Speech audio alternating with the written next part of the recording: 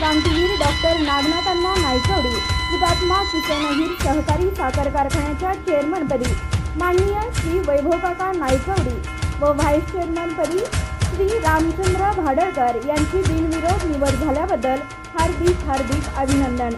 शुभेच्छुक हुतात्मा शिक्षण व उद्योग समूह वाळवा जिल्हा सांगली जाहीर आभार।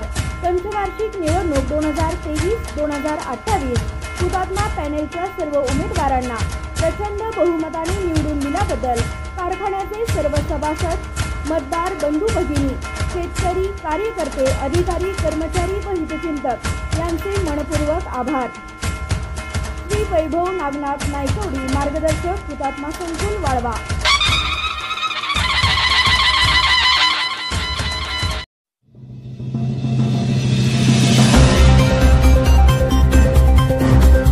हुतात्माच्या अध्यक्षपदी वैभव नायकवडी तर उपाध्यक्षपदी नागठाण्याचे रामचंद्र भाडळकर।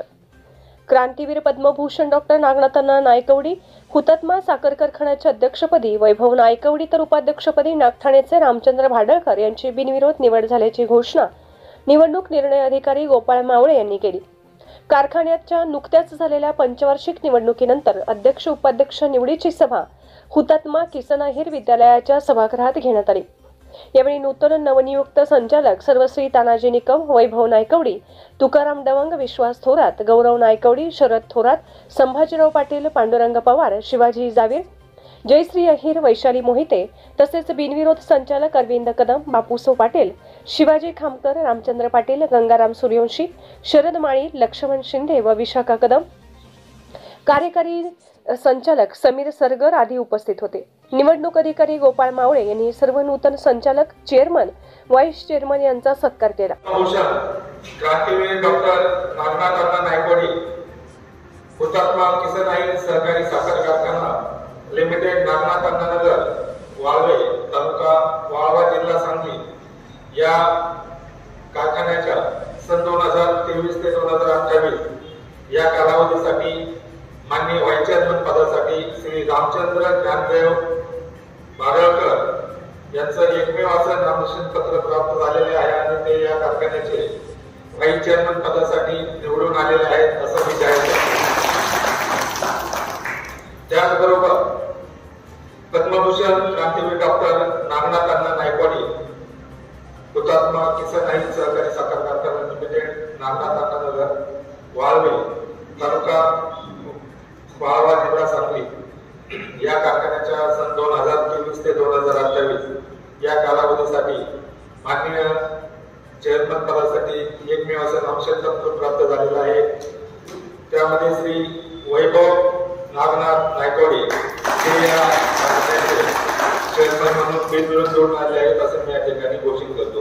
आणि आपला निवडणूक कार्यक्रमाप्रमाणे माननीय चेअरमन, व्हाईस चेअरमन निवडीचा कार्यक्रम संपलेला आहे असं अध्यक्ष अधिकारी यांना मी जाहीर करतो। धन्यवाद। वैभव नायकवडी व गौरव नायकवडी यांनी सर्व संचालक मंडळासह क्रांतीसह नाना पाटील, हुतात्मा किसन अहिर यांच्या पुतळ्यास अभिवादन केले। तर क्रांतीवीर नागनाथांना व कुसुमताई नायकवडी यांच्या समाधीस्थळावर जाऊन पुष्पचक्र अर्पण केले। विद्यालयाच्या प्रांगणातील हुतात्मा किसन अहिर पुतळ्यासमोर सभासद, कार्यकर्त्यांशी संवाद साधला। यावेळी चेअरमन वैभव नायकवडी म्हणाले, अधिक कार्यक्षमतेने काम करून शेतकरी, सभासद आणि कारखान्याच्या संबंधित सर्व घटकांना विकासाच्या प्रक्रियेत आणण्यासाठी प्रयत्न केला जाईल। काटकसरीने काम केले जाईल। कारखान्याच्या कामकाजात गुणवत्ता राखली जाईल। ज्या विश्वासाने जबाबदारी दिली त्याला तडा जाणार नाही। सामूहिक कामाने निवडणूक यशस्वी झाली आहे। जे सभासद बाजूला आहेत त्यांनाही आपल्या प्रक्रियेत आणण्यासाठी प्रयत्न केला जाईल अशी ग्वाही नायकवडी यांनी यावेळी दिली। इकडून संदेश जाईल त्या सगळ्या मंडळींच्या आपण ऋणात राहूया।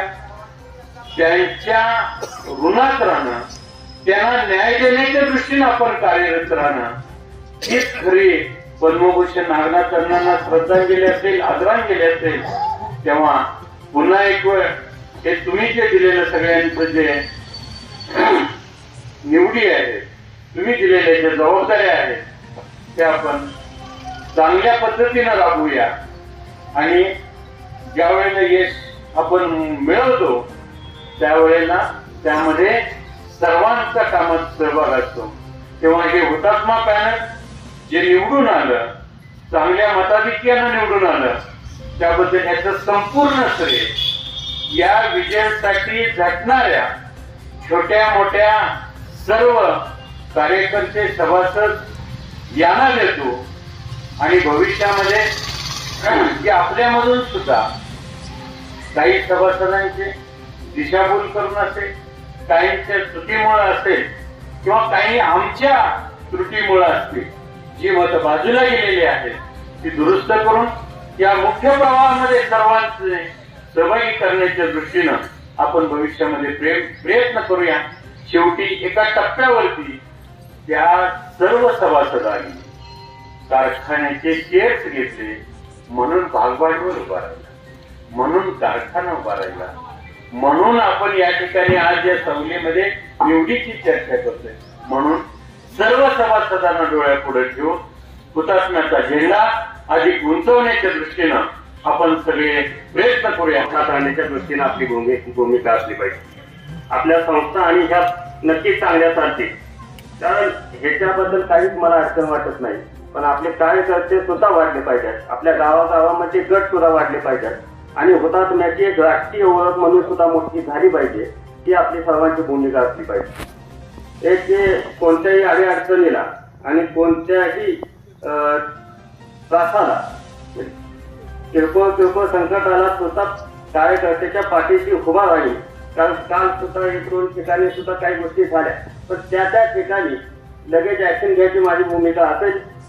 इथून पुढल्या काळात हुतात्मा संकुलामध्ये आता काही अधिकारी आहेत, प्रमुख मंडळी आहेत, ते कार्यकर्त्यांच्या आणि बँकेमधले सुद्धा आहेत की कार्यकर्त्यांच्या कोणत्याही कामाला वेळ लागला नाही पाहिजे. ही भूमिका सगळ्या अधिकाऱ्यांची असली पाहिजे. की या निमित्तानं मी सांगतो आणि थांबतो.